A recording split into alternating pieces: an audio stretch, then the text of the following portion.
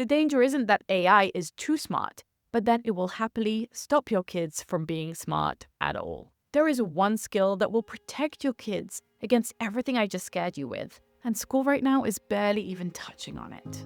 I've already hinted at the scariest thing about AI to me, and it's not that the AI itself is too smart.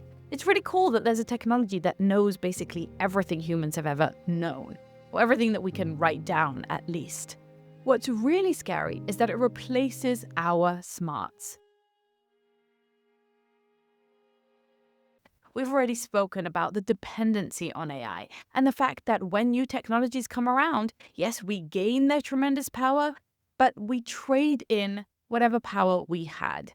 Whatever computing power we used to have, we no longer have because we now outsource it.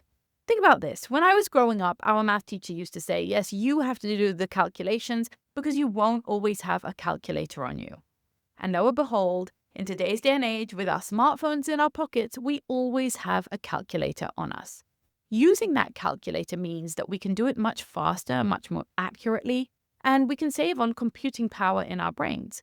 But using it also means that the tools that we did have for thinking and doing sums become rusty. We no longer use them.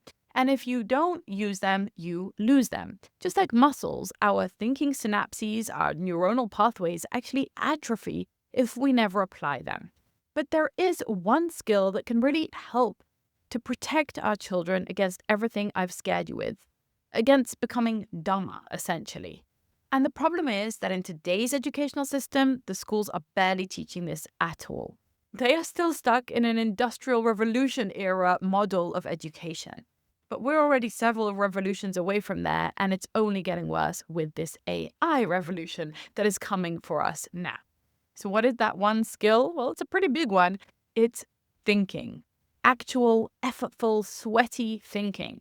So let me make this really practical. Now, if your child just uses raw AI as it is, say, not the AI that I've developed for children and for families, what will happen is that the AI will think for them. If it asks them to write them an essay on Charlotte's Web, it will just write the essay. If it asks them to do the math problem, it will simply give them the solution. In fact, children are now giving AI their homework. The AI spits out the homework. The children then hand in that homework to their teacher, and then the teacher has an AI check the homework. So what we have is an AI doing the homework and an AI checking the homework. It's just AI to AI. No one's doing the thinking. So what do we need to guard against this here? So together, let's brainstorm, let's do some hard thinking on ways we can protect our children's thinking process, the time that they spend actually trying to crack a hard nut, trying to figure out a problem, or trying to work through certain steps, a skill that's becoming increasingly rare in this day and age. Well, you might say something like this. Rule 1 in this house, the AI does not get to do the part where the learning actually happens. Do you remember that MIT brain study we mentioned? The group of people who used AI to write their essay didn't use their brains almost at all. Their brains weren't signaling much action, and they couldn't remember or retain anything that the essay they had written said. So no real learning happened. Researchers call that cognitive offloading. See, the thing is, you could offload your memory to a tool. Fine. We've done that since the printing press, pretty much. Instead of remembering things off by heart, we keep it in a tool, in a book, for example. But if you offload your thinking to a tool, then your thinking muscle just does not grow. It's that difference between watching someone lift weights and lifting the weights yourself. When you watch someone lift weights, there are some benefits. Even imagining yourself lifting weights can offer some physical benefits, but they don't compare at all to the actual strain that you put on your own muscles, the tiny fibers tearing under that strain and then repairing into bigger, stronger muscles next time. The way that you actually build muscles is by having an embodied experience of struggle. Now, remember that because one of the key things that any new technology offers us is convenience. It reduces struggle. It's frictionless and effortless. And when it comes to thinking, we actually burn a lot of calories trying to work through a problem.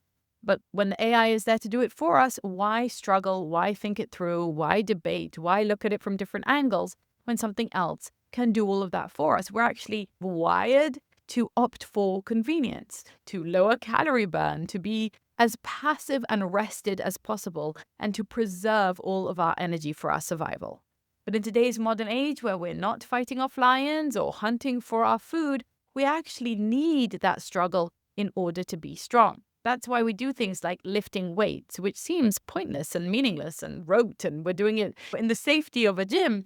But we're no longer out there struggling with real physical survival. And so we need to kind of cheat the system and recreate that type of strain, that kind of physical exertion in a safe environment.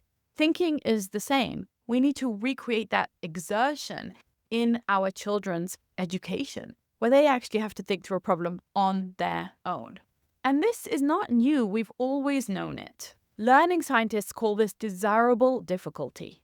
The struggle is not a bug in the learning. We don't have to smooth it over with more engaging and more interaction and more cute cartoons that pop up on the screen, because the struggle is the learning. Dr. Dan Siegel will tell you the same about the developing brain. It grows when it's stretched. Remember, humans are anti-fragile. Sometimes think of kids as fragile, like glass, as though when they're under pressure, they'll break. Or we might think of them as strong, not fragile, like steel, that can withstand a lot of pressure without breaking. But the truth is that they're actually anti-fragile.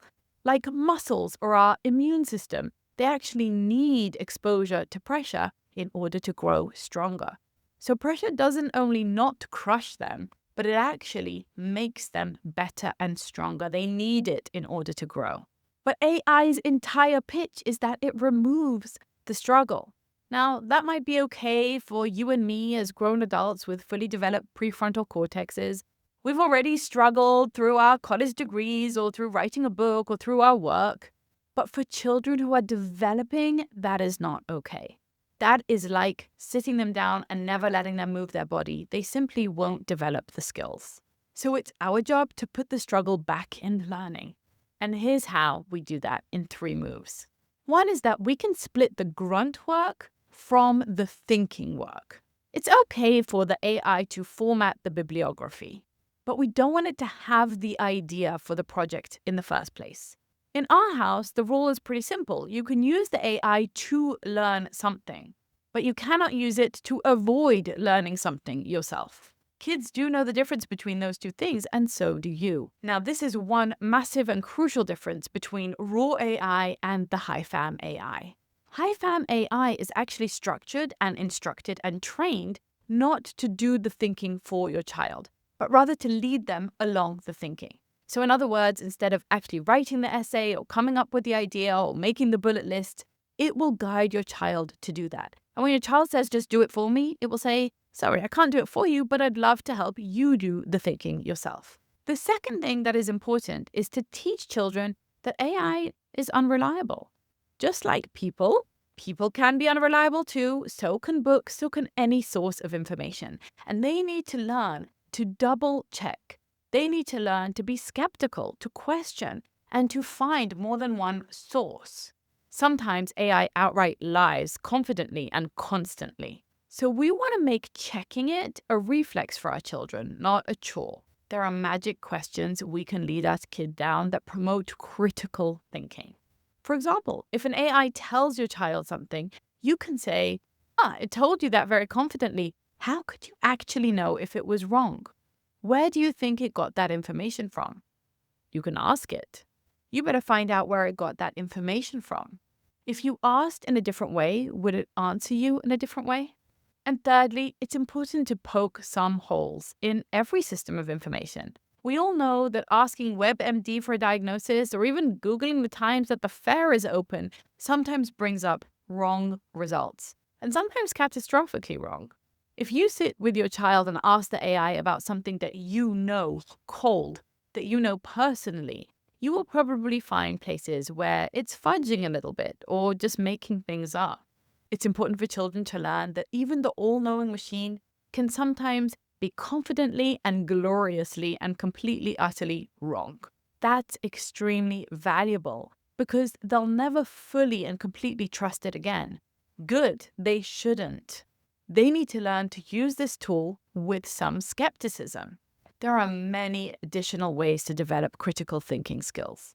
Having Socratic debates at your dinner table, asking your child to verify with a second source something that they think is definitely true, pushing back and showing alternative perspectives or contradicting information, helping children understand how knowledge comes to be knowledge rather than just a rumor or a guess. Kids who know how to think critically become kids who can use this tool and not be used by it. And that's the whole game. And it's also why we built HiFam AI.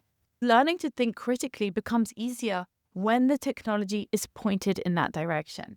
When the technology is not there to keep you hooked and engaged and praise you falsely and reconfirm all of your priors. An AI that's just there to make you feel good about yourself or to bring you more and more evidence for something you already suspect is true but never teach you to question it is not an AI that's going to help you think critically in the world. An AI that is there with critical thinking as part of its mission, baked in and trained into the model, is going to offer your children those opportunities to think, to reflect, to question, and to doubt. Which raises the obvious question, how should a child even talk to one of these AIs? The most practical video in this whole course coming up next.